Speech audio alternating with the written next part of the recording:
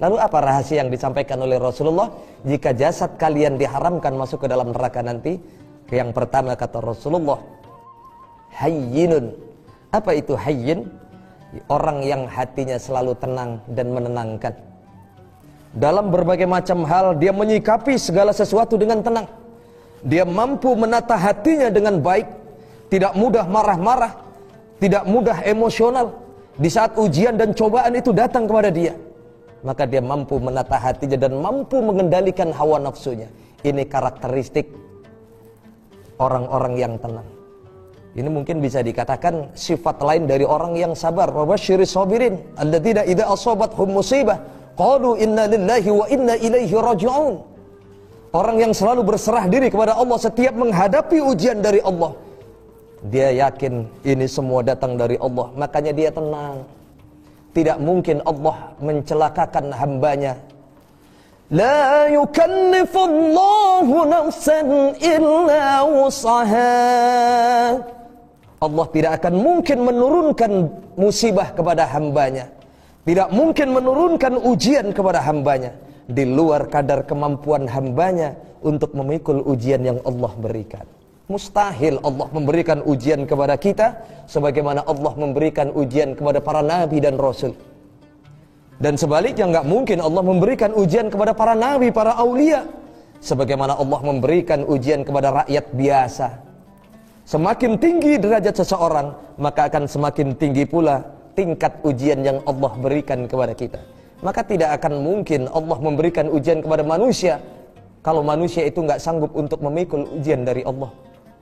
Maka orang yang hatinya tenang selalu berserah diri kepada Allah.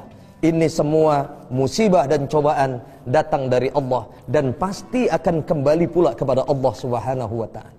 Hati-hati, jangan sering kita mengistilahkan innalillahi ini hanya untuk orang yang meninggal saja. Bukan hanya kalimat ini bukan hanya diperuntukkan untuk orang yang mati saja. Orang yang kehilangan hartanya bisa mengatakan innalillahi wa inna ilaihi raji'un. Orang yang tadinya punya jabatan, pangkat dan kehormatan tiba-tiba hilang jabatannya, nggak punya apa-apa, bisa dikatakan innalillahi, ini jabatan dari Allah dan kembali pula kepada Allah Subhanahu wa taala. Termasuk yang sering umum kita dengar, orang yang meninggal dunia hakikatnya itu juga akan kembali kepada Allah Subhanahu wa taala. Maka ciri-ciri yang pertama, orang yang diharamkan jasadnya untuk tersentuh api neraka adalah orang-orang yang mampu menata hatinya dengan tenang, mampu mengendalikan hawa nafsunya dengan baik, sehingga apapun cobaan yang datang, dia sikapi dengan hati yang lapang. Hadirin pemirsa, Assalamualaikum Nusantara yang insya Allah dirahmati oleh Allah Subhanahu wa ta'ala. Kemudian yang kedua, ciri-ciri yang disampaikan oleh Rasulullah, orang yang diharamkan jasadnya tersentuh api neraka, yang kedua adalah layyin. Apa itu layyin? Orang yang lemah lembut hatinya, lemah lembut tutur katanya, lemah lembut tutur sapa dan perbuatannya. Apa yang keluar dari lisannya tidak mudah menyakiti hati orang lain, tidak suka membentak-bentak orang lain, tidak suka mengucapkan kalimat kasar. Yang keluar dari lisannya selalu tertanam kelembutan, menenangkan hati orang lain. Orang dengerin apa yang dia sampaikan selalu tenang dan adem. Ini karakteristik layyin, orang yang hatinya lembut. Dan dia pun mengamalkan apa yang disampaikan oleh Rasulullah. Apa yang tertanam dalam hati kita, itulah simbol apa yang kita keluarkan. Sebagaimana Rasulullah menyampaikan, ala inna fil jasadi mudghah. Ketahuilah kalian bahwasanya di dalam diri manusia terdapat segumpal daging. Fa idza salahat jasaduhu kulluhum. Apabila baik segumpal daging itu, maka insya Allah akan baik pula seluruh tubuh manusia. Fa idza fasadat jasaduhu kulluhum. Kalau rusak segumpal daging itu, maka akan rusak pula seluruh organ tubuh manusia. Ala wahiyal qalb. Tahukah kalian apa yang aku maksudkan segumpal daging tadi? Kata Rasulullah, segumpal daging itu tidak lain dan tidak bukan adalah hati yang ada di diri kita ini. Jika hati kita baik, jika hati kita lembut, maka insya Allah apa yang keluar dari lisan kita cenderung baik dan lembut. Karena di dalam diri kita tertanam kelembutan, hati kita yang paling dalam ini tertanam sebuah kelembutan. tidak mudah mencaci maki orang, tidak pernah menyinggung perasaan orang lain. Ini adalah karakteristik layyin. Dan hal ini pun pernah dalam sebuah kisah, seorang yang namanya diagungkan oleh Allah, dimuliakan oleh Allah Subhanahu wa ta'ala. Ada beberapa nama yang diagungkan oleh Allah Subhanahu wa ta'ala sampai namanya dijadikan sebagai nama surat di dalam Al-Quran.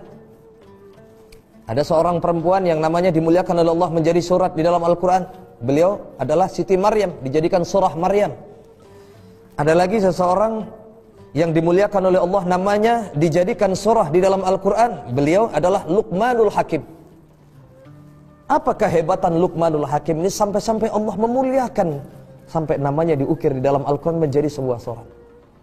Ini salah satu kisah yang sangat populer yang pernah dialami oleh Luqmanul Hakim ketika beliau pernah menjadi seorang budak. Majikannya pernah memerintahkan kepada Luqmanul Hakim, Luqman, ta'al ya Luqman, kemari Luqman. Labbaik, baik tuan, ada apa? Luqman, ini ada seekor kambing. Sembelihlah seekor kambing ini Luqman. Namun permintaanku satu. Nanti setelah engkau sembelih daging ini, engkau cacah daging ini, aku minta satu hal. Berikan kepadaku 2 daging yang terbaik menurutmu yang ada dalam kambing ini.